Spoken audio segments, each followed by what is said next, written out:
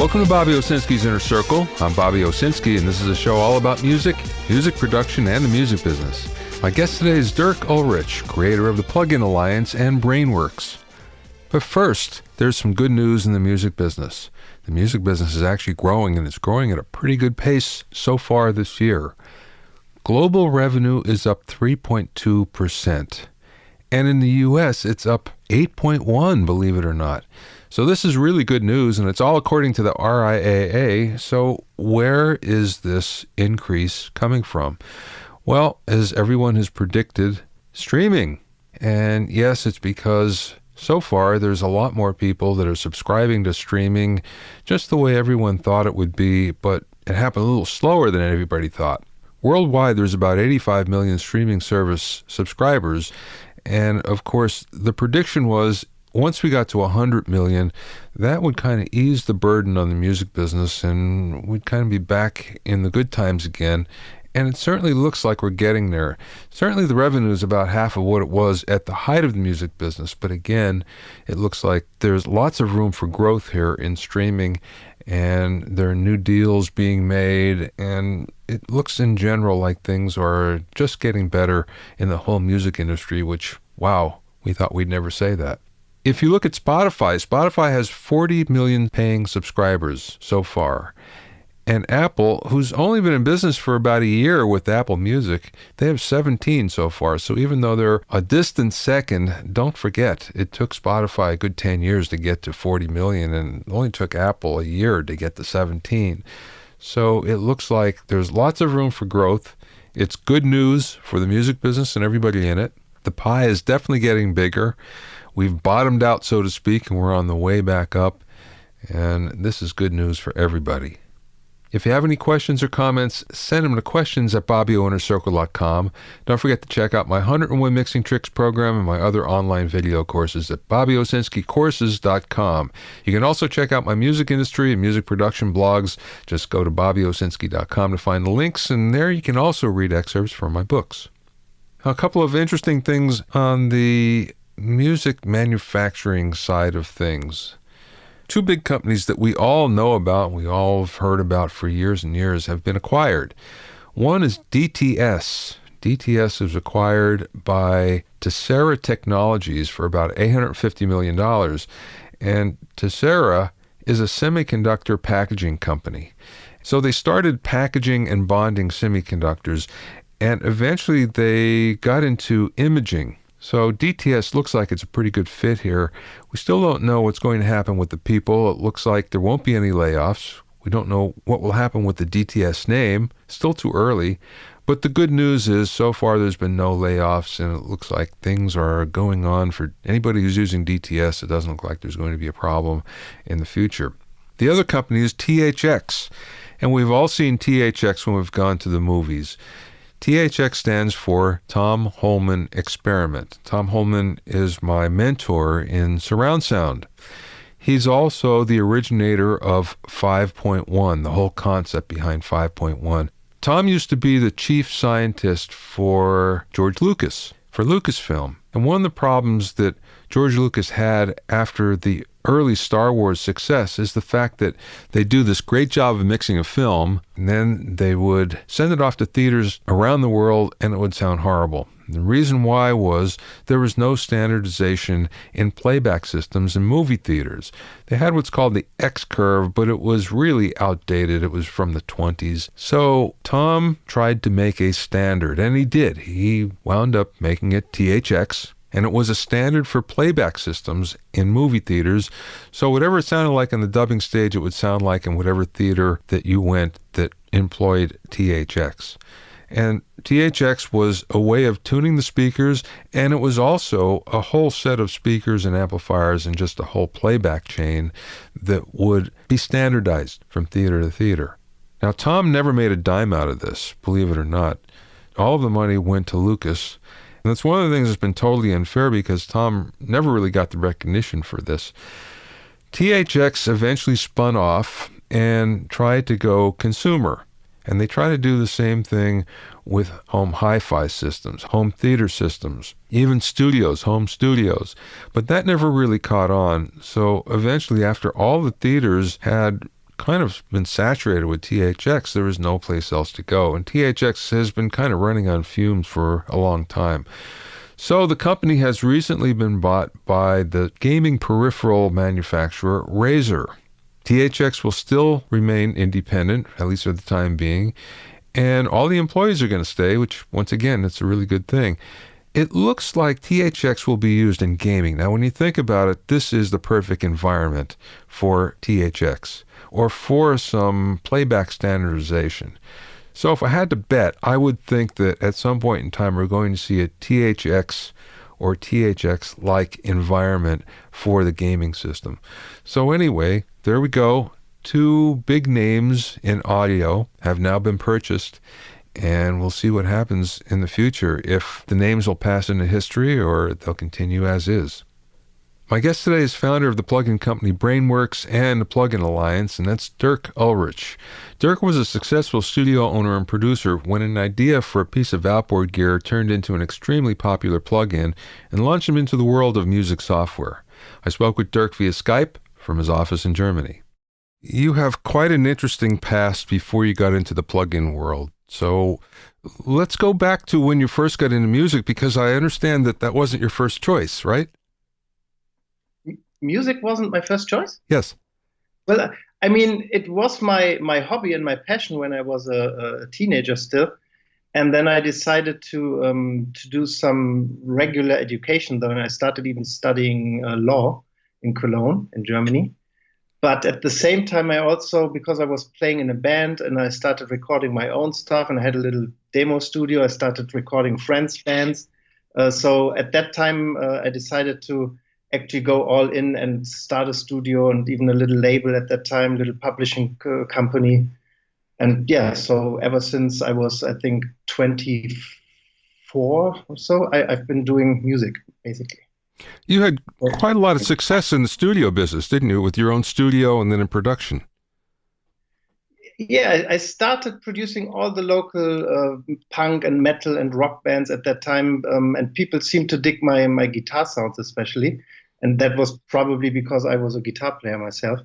And yeah, then we started this little label, and we started working with some national and even international acts. Yeah, over time, then I produced with James Labrie from Dream Theater, for example, and I produced metal bands like Propane, which is a pretty famous band, and some other bands, also commercials, all kinds of stuff. I mean, basically what every studio does to survive. And there were a few highlights in between, right? Well, you mentioned that people like your guitar sounds. Did you have a secret? Was there anything special that you did? Not really. I mean, because first of all, I never learned this really. I just got into it from playing and then from trying it out. And I had a few friends of mine who had a little bit of experience and some local studios that I've been recording before. But basically, it was always about an SM57 and a preamp and a nice guitar amp and cap, and how to place the microphone, I guess, was very important. This is still an experience that helps me a lot today when we do the impulse response capturing for our guitar amp plugins. It's still the same thing. I mean, we take like up to 12 microphones, not only SM57 now, but also Neumann microphones and whatever we think is appropriate for that amp and the cap selection we used. And then it's like 2 days of sound check, really. It's like when we have one sound that sounds nice, we run the sweep and we record it and capture it, and then it's up to the next one. So. Well, I guess being a guitar player, you know how to dial in sounds as well. You know what sounds good to you. So a lot of it is dialing in the amplifier and whatever effects you have or pedals you have before it. So that's an important part of the whole sound as well. Yes, and when it comes to our plug-in amps, it really helps that Igor, the guy who's modeling the amps, is an extremely good guitar player, and he has a lot of experience. So between him modeling the amp to a degree where if you play the plug-in amp through a real power amp and a real cabinet, it feels basically and sounds like playing a real amp. And me taking over from there to place the microphones, and I have this nice Neve console in my studio, which I'm using for all that work, to capture the right microphone settings and EQ settings and all that stuff. I think that's the the secret, the two combinations maybe of the secret that work. So how did you get into plugins then? Because it seems like a pretty big jump to go from being a producer, owning your studio, and then all of a sudden being into software. Yeah, it was almost coincidental because I wanted to. I went to a big mastering studio in Germany, the 301 studios at that time, who owned the SAE schools also, at that time at least. And I gave the guys my master, and he pressed a few buttons, and all in a sudden, all I heard was the cymbals and the reverb and the guitars, all the stereo information. And I've never seen or heard about the MS technology at that time. So I talked to the guy and I found out what they were doing. They were pretty much using a standard left and right stereo EQ with this MS matrix. And I was so impressed by this that I decided I wanted to have something like this for my own studio. And so I asked a friend of mine who has a repair store, but also builds some equipment, if he would be into it, making a stereo EQ that has a built-in MS matrix. And he loved the idea. So we started making a plan for building such an EQ. And another friend of mine who worked at Creamware at that time, which was a German company, I think they're out of business now, and they made I/O interfaces and a software system that comes along with it too. They had this SDK, which they were able to unlock for me, so I could have basically an empty plugin shelf, like a 2-in, 2-out configuration, and then I could build my own plugin inside of this with basically their filters and all the parts that you would need. And since I'm not a programmer and I'm also not a guy who could solder an EQ in analog, but I knew exactly what I wanted in terms of signal flow and how that MS thing worked. I studied then. I was able within a few weeks to come up with a basic prototype of what became the BX Digital later. And my friend at Creamware asked me a few weeks later, so what happened with this EQ idea that you have? And I sent him this. It's more like almost like sending him a session, so he could try it out. And within 15 minutes, he called me back and said, "Wow, that's so amazing what you can do with this EQ. We should make a plugin together. We will help you finalize this, and we will sell it on the Creamware platform. Would you be up for it?" And I loved the idea, of course, because it was, like I said, not my intention to start a software business at that time. I just wanted my EQ to happen. And when it was done, they also asked me if I would go to NAMM with them to help them with their booth and to demo stuff. And I could also demo my own plugin. And working in a guitar store many years before, even when I was studying still on the weekends, I had heard about NAMM and knew how big it was and how important it was. So I decided, yeah, absolutely, I want to go there. And on the second day, I think, of this trade show, somebody from DigiDesign walked into the booth and said, "Wow, that's such a cool EQ. I have to talk to my boss. It's possible we want this for Pro Tools." So it really just happened at that time. So you've had a long relationship with David then. Well, I guess it was DigiDesign first and then Avid. Yeah, I started when they were still DigiDesign, and it's really funny. I mean, I tell Ed Gray, the director of third-party programs, all the time, and I really mean this, that they pretty much started my software business, because the Creamware thing, it was nice to have it, and it was great as a starting point, but we never made any money out of this because the platform was weak and there weren't just any sales happening. But when DigiDesign took over and actually offered me to put this EQ, although Brainworx was not a famous brand at that time yet, to put it into one of their massive packs, this EQ plugin just took off by itself. I didn't even need like a marketing budget or to buy any ads or whatever. People just saw this EQ and heard it. One of the things that DigiDesign or Avid loved about it back then was that it has some auto solo features, and we made it to work with the icon controller. So when you grabbed a knob on the icon, it would switch into mid or side mode automatically. It would filter stuff and then solo it for you. And every trade show they went to, they invited me that I could basically have a station on on their booth. And in the first 2 years, I think they didn't even charge me for this. But they really wanted to help me and make this EQ popular. Partly, I guess, because it helped to show off their controller, but also I really think they supported me as a young developer, which was awesome, of course. No kidding. That's excellent. Many of your plugins most of them actually, MS is a big feature. And that's something that I think you stress, which is different than most other manufacturers and most other plugin developers, because that's usually an added-on feature. But for you, it seems like that's very primary. I suppose that goes back to your love for MS when you first heard it. And what I want to get at is, what did you hear that really pulled you in, that really sold you on midside?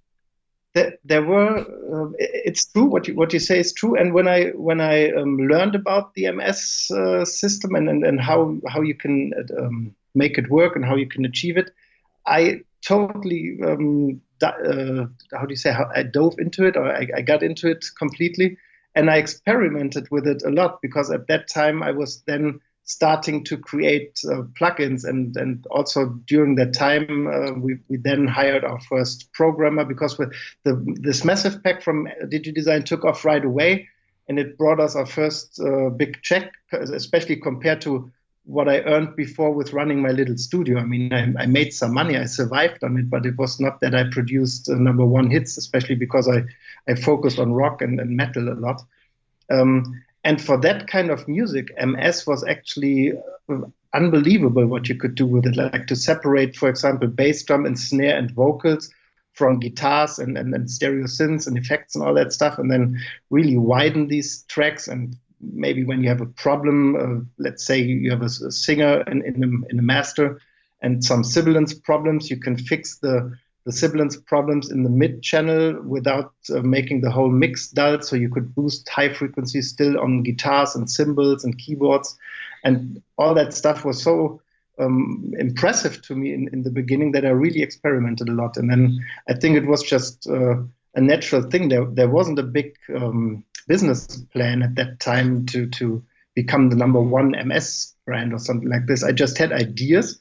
I definitely didn't want to just make a 2-band or 3-band EQ and claim that my high frequencies sound better than any other high frequencies. I was all about the features and the added value that you can have with this MS stuff. We then started, for example, with dynamic EQs in MS mode and little tools like VX Control, just for people to be able to chain other plugins into the MS mode, or even analog outboard. If you used your I/O card to chain a stereo EQ into your Pro Tools or Cubase system or whatever it is, then you were able to use this EQ in MS also without an external MS matrix.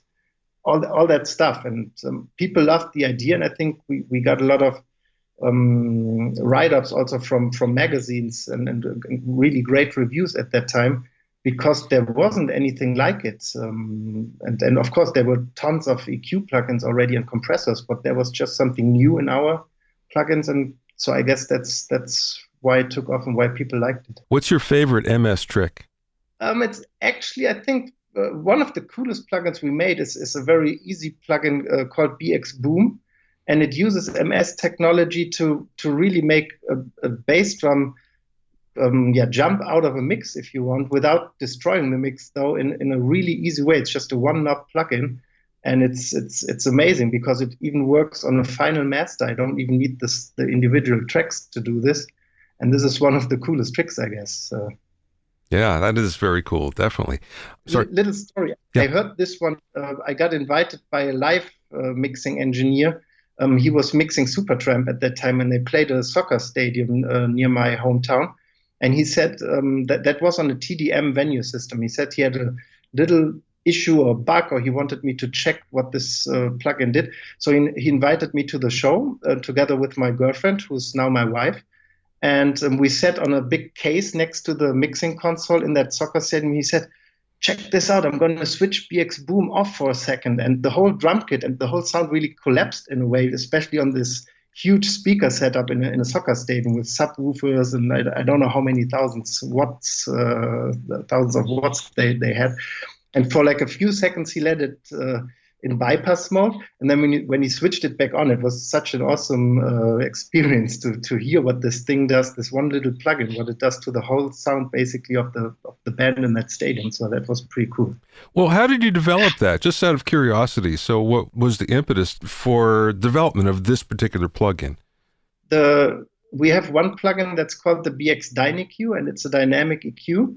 And it has a side chain, so to say, so you can trigger the actual EQ path with a certain part of like you can filter the signal and then apply some some dynamic EQ based on what the trigger sees. And what we did was we have this we call it cross feed system in there.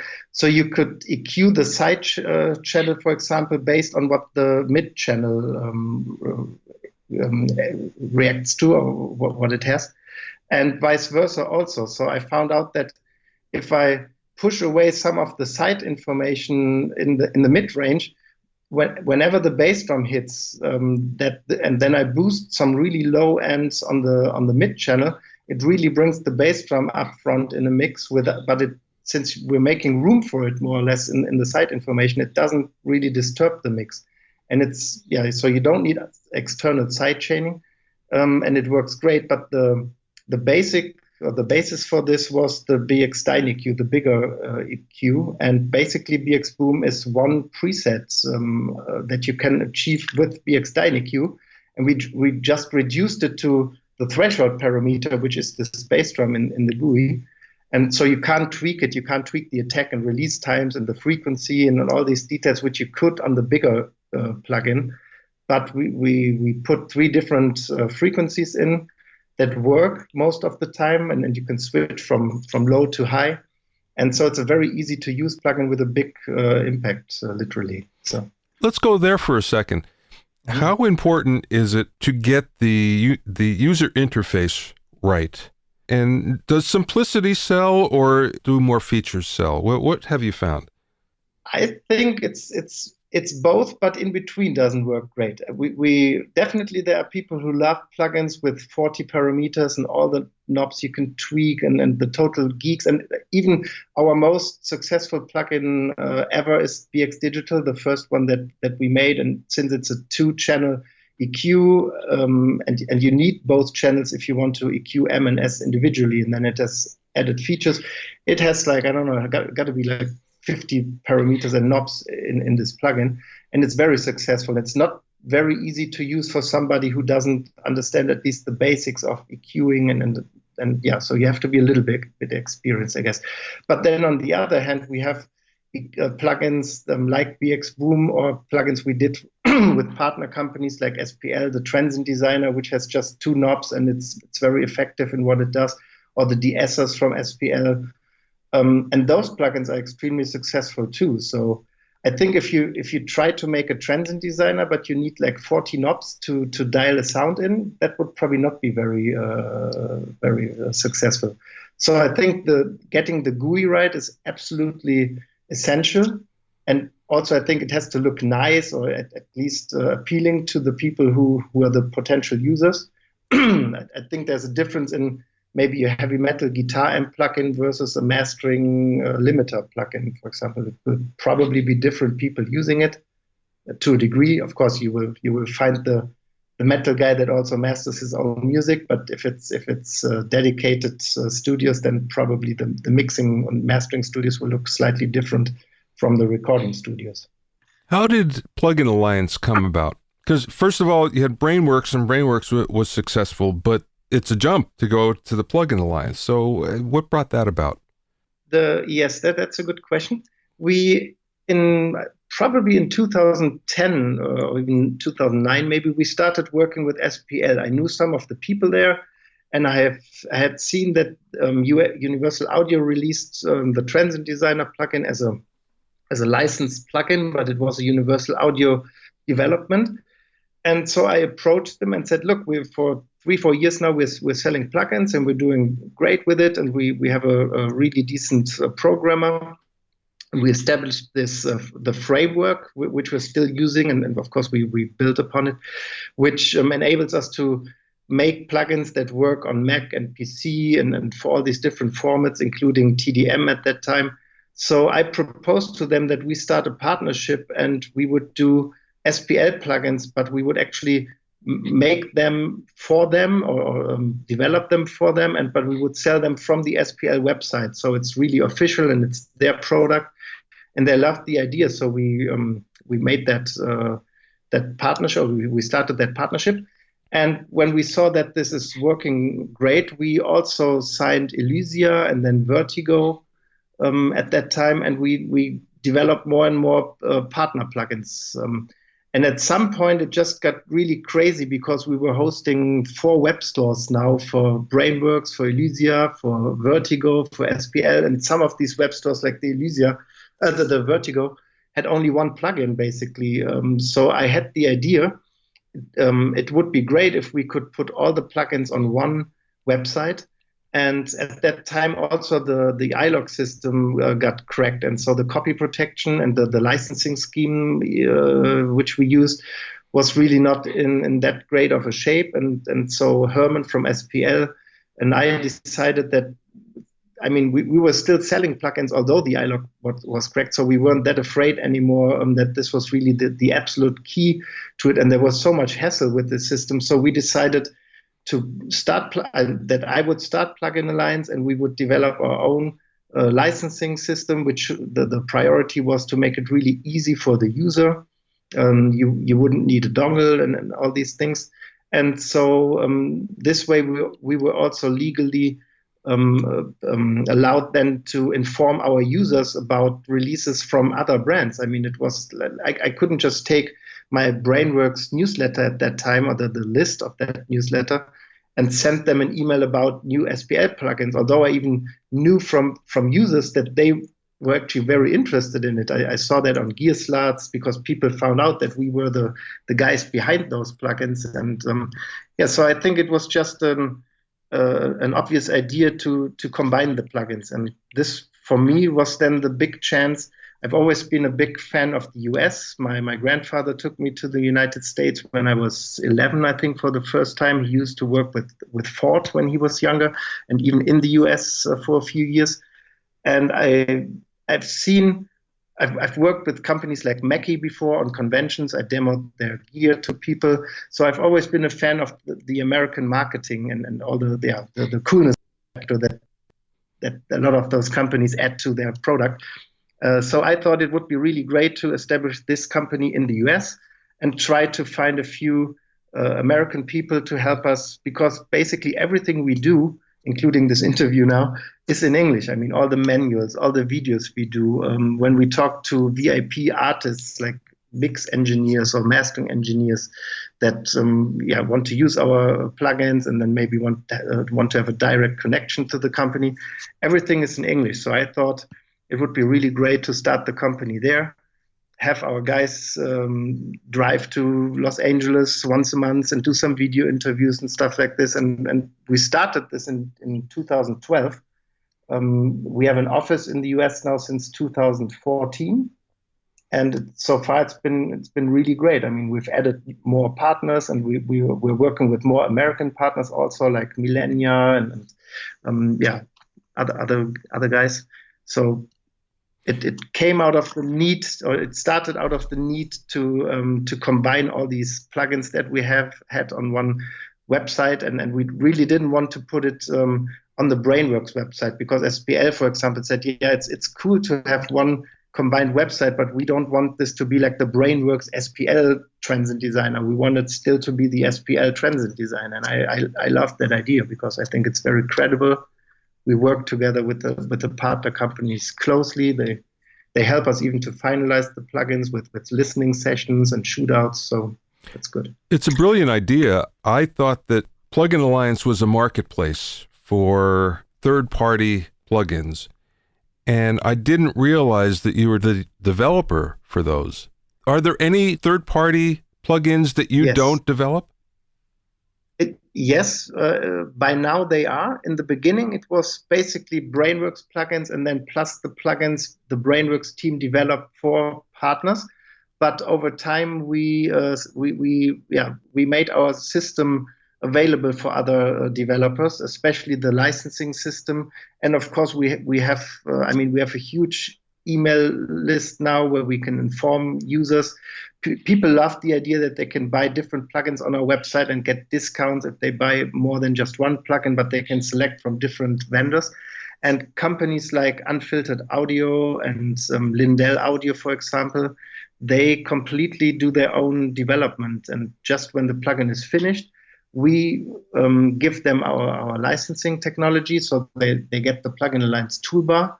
And then we take over also for internal alpha testing, and we have an external beta team now of close to 100 people, I think, spread all over the world. Because when we started with Brainworx, we found a few really crazy bugs, like bugs that only happened when a user had a Japanese keyboard connected to their Pro Tools. and you can test all day long in Germany or in California, but you probably won't find that bug. So coming up with this external team was of course great. And it helps the third-party companies, of course, because they don't have to start their own beta team now with another 100 guys. And then we now have full-time employees who handle the beta team, and a forum assigned connected with that system. And we have people running tech support and sales support and all kinds of stuff that we can now offer to all these developers who now can focus completely on developing cool plugins and don't have to deal with PayPal issues and credit card issues and licenses not being transferred or all that stuff. Where do you see plugins heading? Is there a trend? In other words, is it maybe a user interface trend or the type of plugins, or is there a feature that, do you see plugins changing in any way? Yeah, I've been doing it for 10 years now, and I've seen plugins develop quite a bit over that time. And of course, there will always be, I separate plugins into two basic categories for sure, and that's all the vintage-oriented stuff, like the emulations that we do and Universal Audio does, and Softube does a lot of that stuff. And you need to have some real knowledge to do these plugins about analog stuff, and you have to be very efficient with coding. Otherwise, you can't implement all these features and filters and really do component-level modeling without ruining your CPU usage. So that's one big category. And then there's, of course, the other one that's the complete modern stuff, maybe on the front line of this, we don't have anything to do with it, but stuff like Melodyne 4, for example, where you can, this is stuff you couldn't even do in analog. So they just came up with this idea and developed it over several years. And then maybe stuff that helps you to mix automated, and then all these plugins that come out recently. So I think just like there are metal guys and hip hop guys and jazz guys, there will always be people who either love one or the other, or maybe even both. So like I like rock music, but also I like pop music, so it doesn't have to be exclusive. But I see a big trend, of course, with these high-tech plugins, stuff that level your drums in a mix, for example, or all these crazy cool pitch related programs like Melodyne. But I also think there's still a lot of room for these emulations, and Brainworx is kind of in between. It's we use a lot of analog modeling, but then we also add some cutting edge new ideas, and even if it's just the MS and some other features. But so I see Brainworx somewhere in the middle of this development. Yeah, from what I gather, you don't feel like you're locked into emulating a vintage piece. There are some developers that feel they have to get it just right, and it has to do what it used to do and nothing else. And you're not too precious with that. You feel as if, well, we'll do that, and plus we'll add some other things as well as the market needs, right? Yes, I do. And it also, for example, we modeled the Transient Designer, a native version of the Transient Designer also some years ago. And it was very successful, but we just recently released the Transient Designer Plus. And because Herman and I went to a lot of trade shows together, we exchanged ideas. Herman is the co-owner and CEO of SPL, I should say. And then also users like Dave Pensado, for example, he approached us several times and said he had some ideas for how you could improve maybe the trends in design or add some functionality. And so we talked about this, and SPL was very open to the idea of making an original SPL Trends in Designer Plus plugin, which basically can do more things than the original hardware can do. And not every developer or not every hardware company would maybe be okay with that idea, but I think it's the right way for them to go, because SPL is definitely an innovative company. And maybe if you model a 9060 mastering Motown EQ or whatever it would be, maybe then it's fine to just leave it as it is, because it's like a holy piece of equipment maybe for some people. And I think, yeah, personally, I don't mind if I, for example, we modeled my Neve console recently, and we just had the idea, every other console plugin out there models one golden channel, and then you can use the plugin as often as you want, but it still gives you 50 times the exact same channel, and that's just not true with a real console. So especially on stereo channels, even left and right mix or left and right signal will be on two different channels. So you will have some small phasing, and the center frequencies will not be completely aligned between left and right. And there will be different noise floor on different channels and all these details. So I had at that time, crazy idea to model all these tolerances. And when it was done and people actually freaked out how big of an improvement this is over using the same channel 50 times maybe in a mix, we now even have a patent pending for this technology. So this was all based on the idea that we would take what's there and improve on what's the norm maybe, or what's standard. And we even added some features to that console plugin, which I always wanted in my console, but it's just not in there, like a dry-wet control for the compressor maybe, being able to tweak the internal second threshold of that compressor to determine how much pumping I want, or maybe I don't want any pumping. So you can pretty much dial this in now.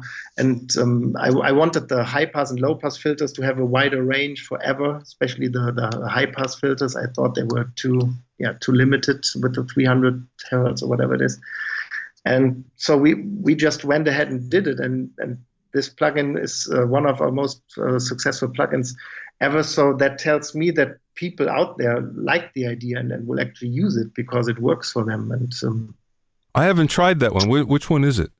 It's called BX Console. Okay. It's a brilliant idea because, yes, you're right. There's a range of tolerances from channel to channel, and you never see that in other plugins. That's great. No. If you take a snare channel, for example, a snare signal, and boost high frequencies with a narrow Q, let's say 10 dB or 12 dB, something you wouldn't maybe do in a mix like this, but just to hear how big the differences is. And then you dial or you browse through all these different channels, because in the plugin you can go now from channel 1 to 2 to 3 to 4. You will hear the for example, the crosstalk of the hi-hat and the frequency going from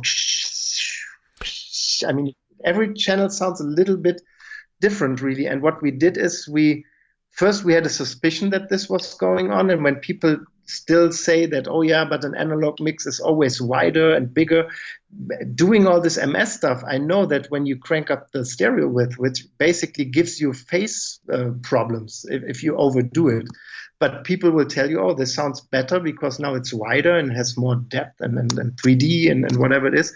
I figured, okay, if you have a stereo channel and you have different center frequencies and maybe the gains of the EQs are a little bit different, but it goes further. Even the attack times and release times of compressors and gates are different. So the signal will not be reduced and boosted exactly at the same time, but maybe the whole mix just starts bouncing a little bit between left and right.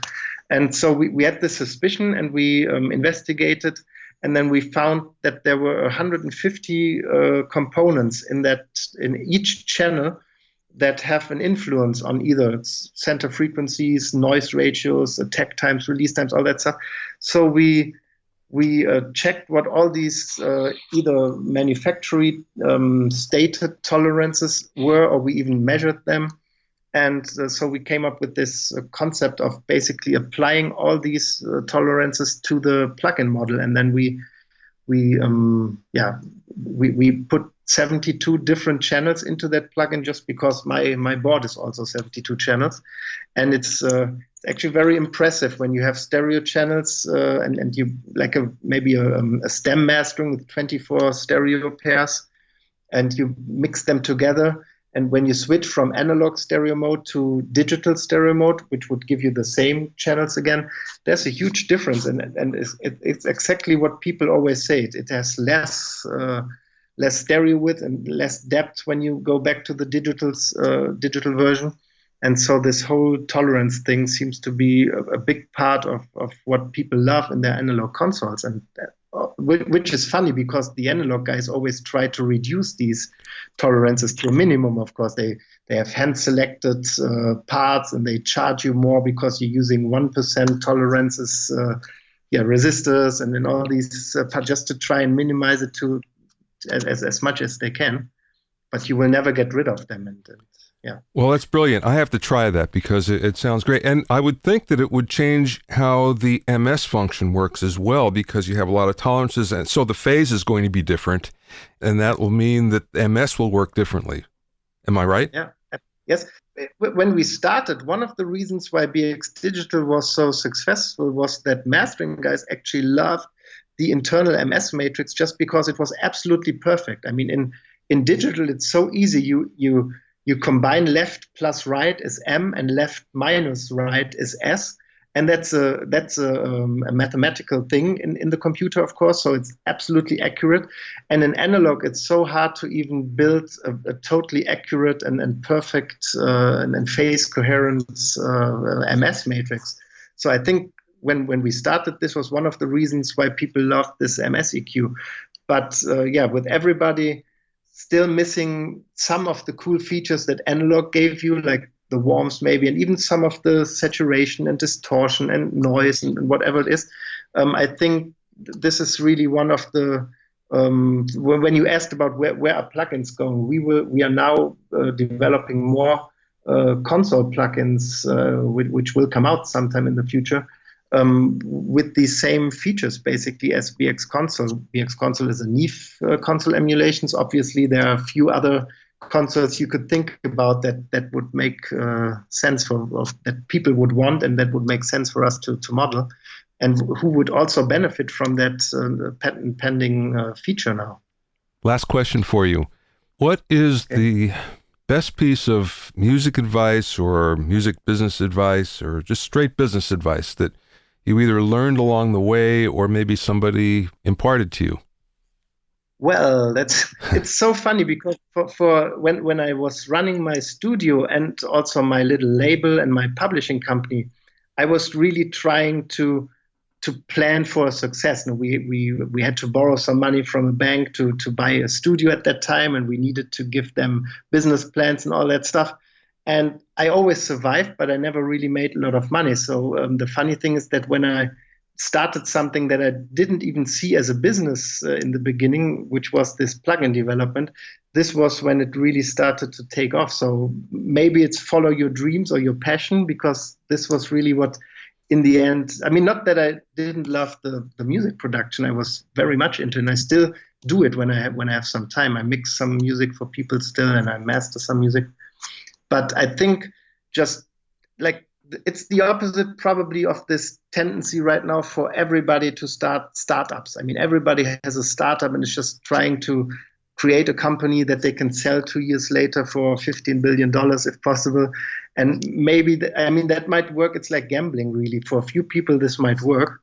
But I guess if you have a passion for something, and if you also become get some experience with what you do and become good in what you do, then probably that's the best way to go ahead. To find out more about Brainworx, go to brainworx-music.de. That's Brainworx with an X, WORX-music.de. For more on Plugin Alliance, go to plugin-alliance.com. bobbyowsinski.com. Thanks for listening and being in my inner circle. Remember, if you have any questions or comments, please send them to questions@bobbyinnercircle.com. To listen to other episodes of Bobby Owsinski's Inner Circle, you can go to bobbyowsinski.com and select the podcast tab, or just go to bobbyowinnercircle.com, or you can find it on iTunes, Stitcher, Mixcloud, and Google Play. At bobbyowsinski.com and bobbyowinnercircle.com, you'll find a sign-up form for my newsletter for alerts for new podcasts. This is Bobby Owsinski. I will see you next time.